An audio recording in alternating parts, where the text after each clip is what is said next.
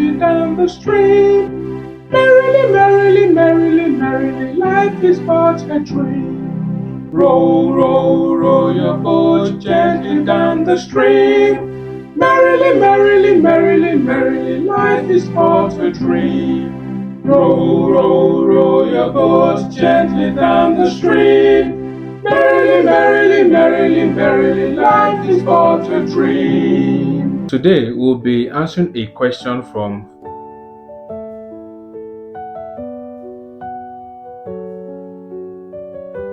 Hi, welcome to my channel. I'm so glad to have you today. Thank you for watching my videos and thank you for supporting my channel. Your support means everything to me.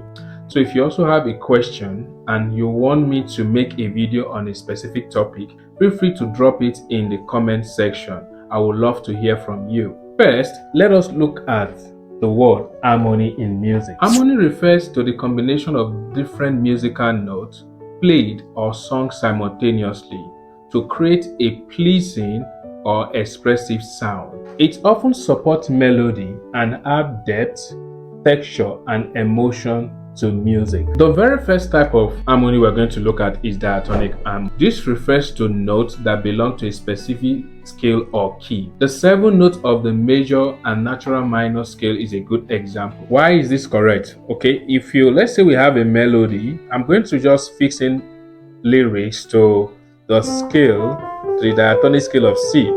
So when we say diatonic scale, we're simply referring to the 7 note scale, which involve O step, O step, half step, O step, O step, O step, half step. Remember that I've done video on 12 major scale. If you haven't watched it, please check the video out so that you see how to play the diatonic scale on all 12 keys. If we fix melody to the notes of the C major scale or C diatonic scale, let's say I want you to go to the moon. Let's say that's our melody. I want you to go to the moon. What I've just done is that each of the melody of I want to go to the moon, I fix it based on the note on the C major scale. No any other key is added outside the diatonic scale. So the diatonic scale can either be a major or minor. So if we play the C major scale and we play its relative minor, which is A, they both have the same tone in both sides. It's just you starting at different points. I've also made videos on relative minor. Check it out also. I explain all the 12 keys relative minor, which means the same way I did the scale in circle of fifth and fourth, I also do the relative minor in circle of fifth and fourth. This will allow you to see what I'm saying in this aspect. In chord progression, a good example is your chord 1, chord 5, chord 6, chord 4, and back to the 1. I've also made videos on chords of different songs. I titled that video 20 chord progression every beginner should know as a pianist or a singer. You might have heard this chord progression in different style of music. You see that the harmony was based on the diatonic scale. And number 2 is chromatic harmony. This include chords and notes outside the scale. It's just opposite of what I've discussed before. So let's pick a good song. Joy to the world, the Lord is come is a good example of song we can use because the melody just falls straightforward. So I'm going to harmonize each of the melody with just triad chords. So joy, the melody is joy to the world, the Lord has come. It is that. So joy to the world, the Lord has come.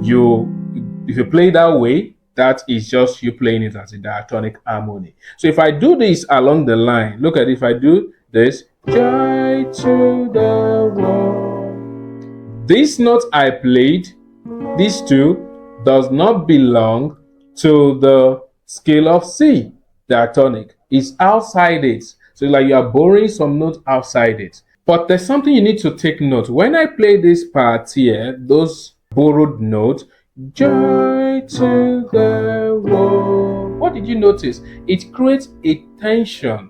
So it adds a color, it adds a texture to the melody, and it gives it a unique expression, like emotion. You feel like this person is. You even see the expression on my face with the way my face changes at that point. Joy to the world, and the Lord is come. This is also used in gospel music, jazz music. You use it in harmonizing the melody of the song you are arranging or composing. Number three, parallel harmony. All harmony parts move in the same direction as the melody. The same direction, the same interval as the melody. Let's take the same song, Joy to the World. Again, so joy to the world, the Lord is come. So look at it now. Joy to the world, the Lord is come. This type of harmony, you are moving in the same interval. The only thing is that if you put it together now, you are going to see it. It only changes if it's a minor or major. You can also do this too. Joy to the world, the Lord is come. So the changes occur, the shift in the interval only occur when you are on a minor interval or a major interval. But literally, they move in the same interval. Number four is polyphonic harmony. When multiple independent melodic lines are played at different intervals, they form harmony, which you otherwise call canon. A good example is Row, Row Your Boat. Row, row, row your boat gently down the stream. Merrily, merrily, merrily, your boat gently down the stream. Merrily, merrily, merrily, your boat gently down the stream. Merrily, merrily, merrily, merrily, gently down the stream. Merrily, merrily, merrily, your boat gently down the stream. This melody, when you sing it as canon, which means somebody will start first, another person will start probably at the middle, at that, and you play together, they form harmony. Number five, homophonic harmony. This one is very simple. We just have a single melody and is having accompaniment with other instruments. A good example is hymnal playing. I have done the video on that. If you want to listen to, you can check it out. So this is it.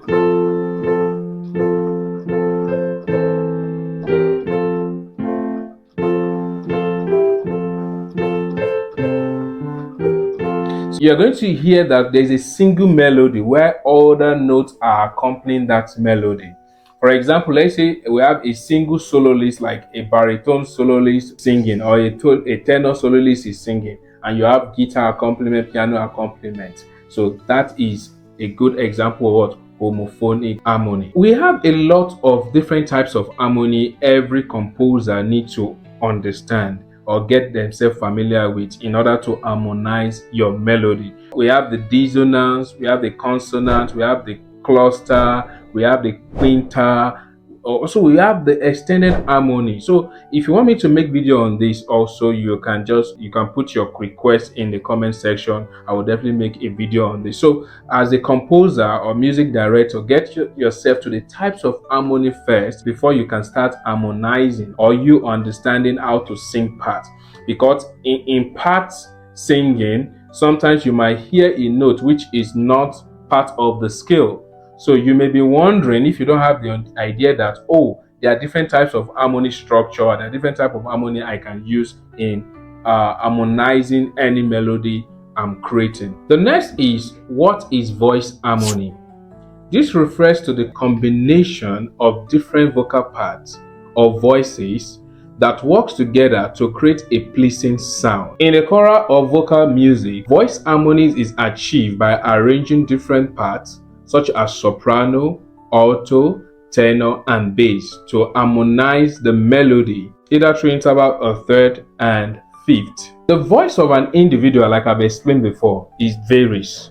For example, like my voice now, I have my lowest note I can pick or pitch.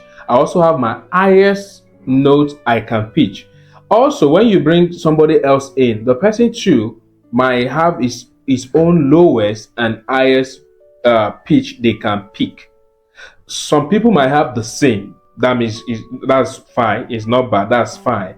So each of these range, they have their group. This group is what they call the soprano, the alto, the tenor, and the bass.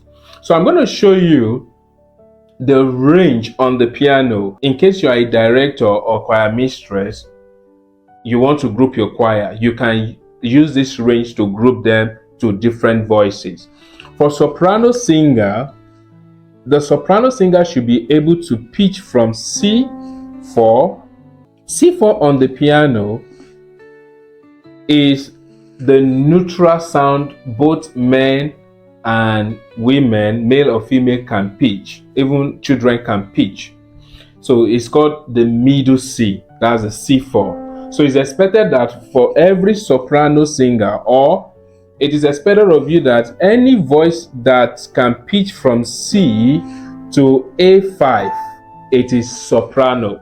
Any voice that can pitch from C, or that can sound the note from C to A5, is soprano. So if you are trying to group your choir or chorus, any one of them that can pitch from C4 to A5, you group them to soprano. Then anyone that can pitch from G3 to D5, you group them to alto.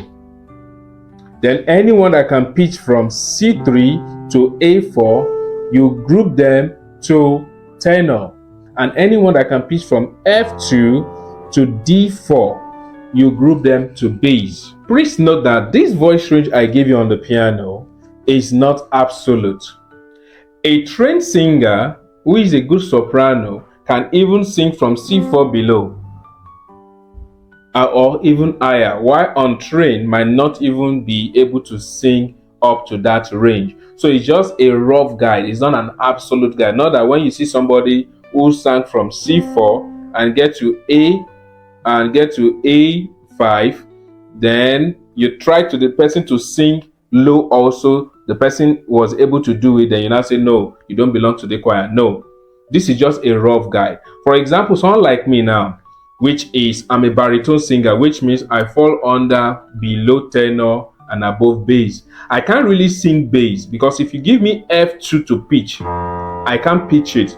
So this is how you are going to do it. Once you want to have a test on them, you are checking the note they can pitch conveniently, not the one they are straining their voice. Okay, let's take for example now, I want to check my voice range. So I'll start from C. I will pitch it to the right. I'll start from this same C4 again, which is the middle C. I'll pitch it to the left. So look at it now. Ta, that is when it matches.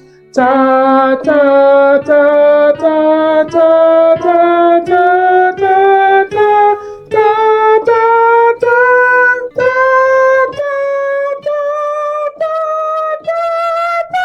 You can see, immediately I get to E flat, I was straining my voice already.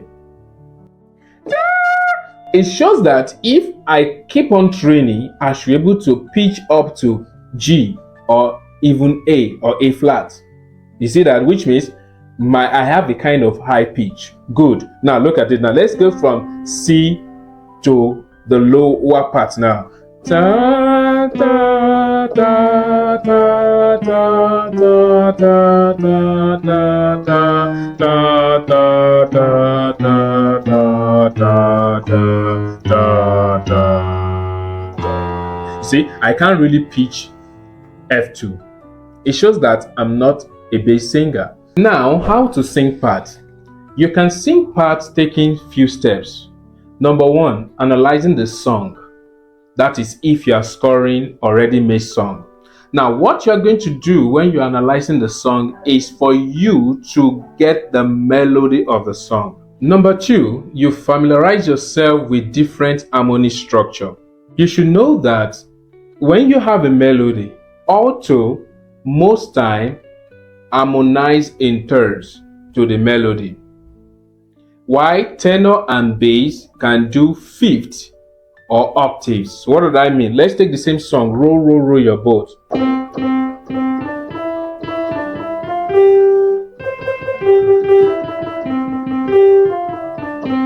That's the melody. The first melody is row, row, row your boat. If I play the third, remember this is the third, just I'm playing it down. Look at it. Row, row, row your boat.